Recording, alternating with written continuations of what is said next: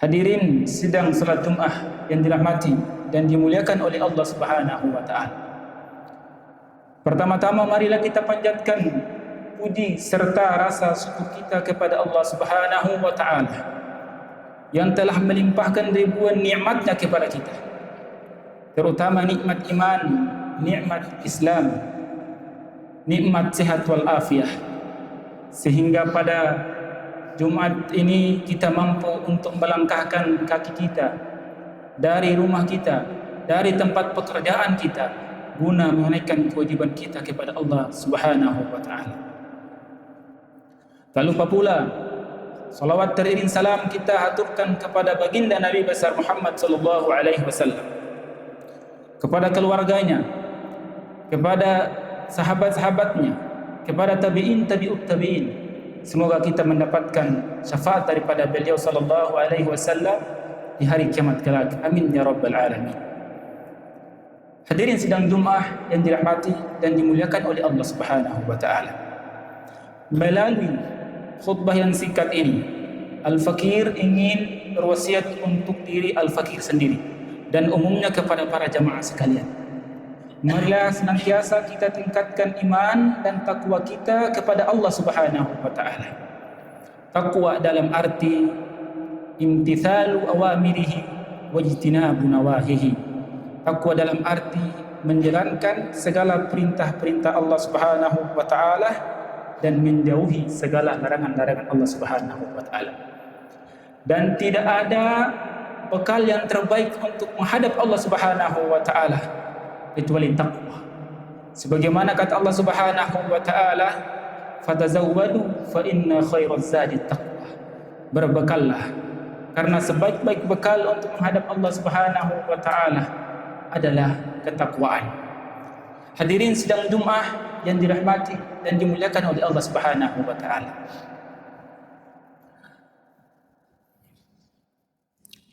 Tatkala ketika hari kiamat datang, hadirin dan Allah Subhanahu wa taala, maka Allah Subhanahu wa taala akan datang kepada seluruh umat manusia untuk mengadili seluruh perkara mereka dengan sebenar-benarnya dan dengan seadil-adilnya. Namun pada saat itu, hadirin, ada 3 golongan yang akan nantinya dipanaskan api neraka pertama kali untuk mereka. Dan 3 golongan ini bukanlah pelaku maksiat, namun 3 golongan ini, hadirin, sejatinya mereka adalah ahli ibadah. Namun pada hari kiamat nanti ibadah mereka tidak bernilai sedikit pun di hadapan Allah Subhanahu wa taala. Maka Nabi sallallahu alaihi wasallam menyebutkan yang pertama adalah rajulun jama'al Qur'an, seseorang yang menghafal Al-Qur'an. Ketika Allah Subhanahu wa taala bertanya kepadanya, "Famadza 'amilta fima ulimta?" Apa yang telah engkau amalkan terhadap apa yang kamu ketahui? Orang yang hafal Quran tadi lantas mengatakan, kuntu aqumu bihi ana al-lail wa ana an-nahar. Saya waktu di dunia saya membacakan Al-Quran sepanjang malam dan sepanjang siang. Apa kata Allah Subhanahu wa taala? Kadzabta, engkau berdusta. Wa taqulu lahul malaikah, dan para malaikat berkata kepadanya, kadzabta, engkau berdusta. Lantas Allah Subhanahu wa taala berfirman, bal aradta an yuqal inna fulanan qari'un faqad qila dzaka. Engkau membaca Al-Quran bukan karena aku, namun engkau membaca Al-Quran agar engkau dikatakan sebagai seorang qari, seorang penghafal Quran, seorang yang membaca Al-Quran. Faqad qila dzaka, dan itu telah engkau dapatkan di dunia. Kemudian yang kedua, kata Nabi sallallahu alaihi wasallam, yu'ta bi sahibil mal. Yang kedua adalah didatangkan orang yang memiliki harta. Kemudian Allah Subhanahu wa taala bertanya kepadanya, famadza 'amilta fima ataituka? Apa yang telah engkau amalkan dari harta yang telah aku titipkan kepadamu? Lantas orang itu mengatakan, kuntu asilur rahim wa atasaddaq. Dulu waktu saya hidup di dunia, dengan harta itu saya bersilaturahim, kemudian saya bersedekah. Kata Allah Subhanahu wa taala, kadzabta, engkau berdusta. Wa taqulu lahul malaikah, para malaikat juga menjadi saksi engkau berdusta. Maka Allah Subhanahu wa taala berfirman kepadanya, bal aradta an yuqal fulanun jawad. Engkau bersedekah, engkau bersilaturahmi agar engkau dikatakan sebagai seorang yang dermawan. Lalu yang ketiga, Nabi sallallahu alaihi wasallam mengatakan, "Tsumma yu'ta billadzi qutila fi sabilillah." Kemudian didatangkan orang yang ketiga adalah yang mati syahid. Kemudian Allah Subhanahu wa taala bertanya kepadanya, "Fima qutilta?" Apa yang menyebabkan engkau mati? Lantas dia mengatakan, "Umirtu bil jihad fi sabilik wa qataltu hatta qutiltu." Saya diperintahkan untuk berjihad di jalanmu, berperang di jalanmu sampai saya mati, sampai saya syahid, kata orang yang syahid tadi itu. Lantas Allah Subhanahu wa taala mengatakan, kadzabta, engkau berdusta. Wa taqulu lahul malaikah, dan para malaikat juga menjadi saksi engkau berdusta. Lalu Allah Subhanahu wa taala berfirman kepadanya, bal aradta an yuqal fulanun jari'un faqad qila dzaka.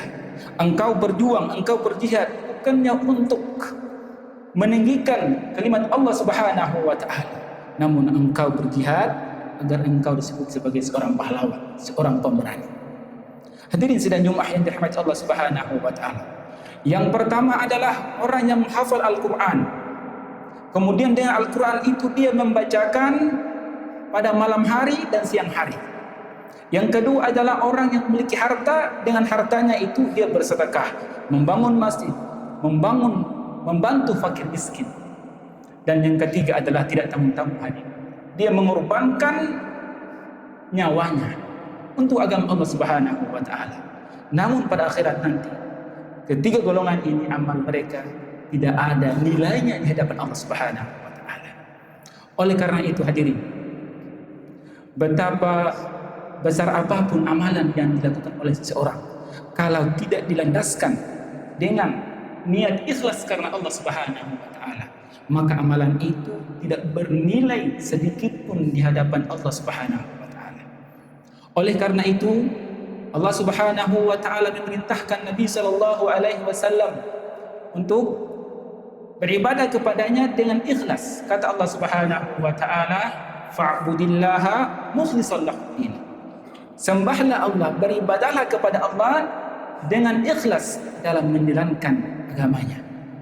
Selain itu Allah Subhanahu wa taala memerintahkan Nabi sallallahu alaihi wasallam untuk menyampaikan kepada umat, menyampaikan kepada manusia agar segala macam ibadah itu harus dibangun atas dasar keikhlasan. Apakah itu ibadah hablu minallah ataupun hablu minan nas?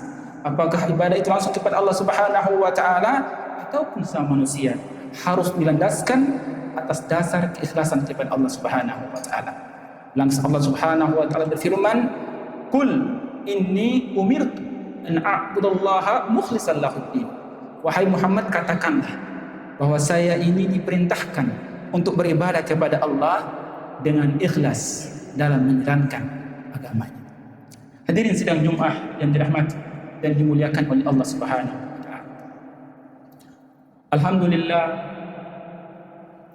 pada saat ini kita sedang berada di akhir bulan Sya'ban. Artinya sebentar lagi kita akan memasuki bulan Ramadan. Bulan di mana Allah Subhanahu wa taala melipat gandakan ganjaran pahala terhadap orang-orang, terhadap kaum muslimin yang beramal pada bulan tersebut. Lalu apa yang kemudian kita persiapkan untuk kemudian memasuki bulan Ramadan? Tentunya hal yang sangat penting untuk kita siapkan adalah bagaimana kita memperbaharui niat kita dalam beramal. Apakah itu dengan membaca Al-Quran nanti pada bulan suci Ramadan, bersedekah, membangun masjid, membantu fakir miskin, semuanya harus dilandaskan atas dasar keikhlasan kepada Allah Subhanahu wa taala. Karena ibadah itu tidak akan diterima kecuali dibangun atas dasar keikhlasan. Sebagaimana sabda Nabi sallallahu alaihi wasallam, "Innallaha la yaqbalu minal amal illa idza kana khalisan wabtaghi bihi wajhahu." Sesungguhnya Allah Subhanahu wa taala tidak menerima amal seorang hamba illa idza kana khalisan, kecuali hamba itu ikhlas dalam menjalankan ibadah tersebut. Wabtaghi bihi wajhahu, dan dengan ibadah itu dia semata-mata mengharapkan ridha dan rahmat Allah Subhanahu wa taala. Hadirin sidang Jumat yang dirahmati dan dimuliakan oleh Allah. Yang terakhir adalah di antara ciri-ciri orang yang ikhlas adalah mereka yang senantiasa menyembunyikan amal ibadah mereka. Mereka tidak ingin dilihat ibadah mereka dilihat oleh orang lain. Sebagaimana sabda Nabi sallallahu alaihi wasallam bahwasanya ada 7 golongan yang akan nantinya mendapatkan naungan dari Allah Subhanahu wa taala pada hari kiamat kelak. 2 di antaranya adalah yang ikhlas dalam beribadah. Kata Nabi sallallahu alaihi wasallam, "Rajulun tasaddaqa bi sadaqatin fa akhfaha hatta la ta'lama shimaluhu ma tunfiqu yaminuhu." Seseorang yang bersedekah dengan tangan kanannya sampai tangan kirinya itu tidak tahu bahwa tangan kanannya itu sedang bersedekah. Wa rajulun dzakarallaha khaliyan fafadat 'ainahu. Dan seseorang yang berzikir kepada Allah, mengingat Allah Subhanahu wa taala dalam keadaan sepi dan dia mengeluarkan air matanya. Hadirin sidang Jumat yang dirahmati dan dimuliakan oleh Allah Subhanahu wa taala. Semoga khutbah yang singkat ini bermanfaat untuk diri Al-Fakir sendiri dan umumnya kepada para jamaah sekalian. Aqulu qawli hadza astaghfirullah al-azim li wa lakum wa li jami'il muslimin wal muslimat fastaghfiruhu innahu huwal ghafurur rahim.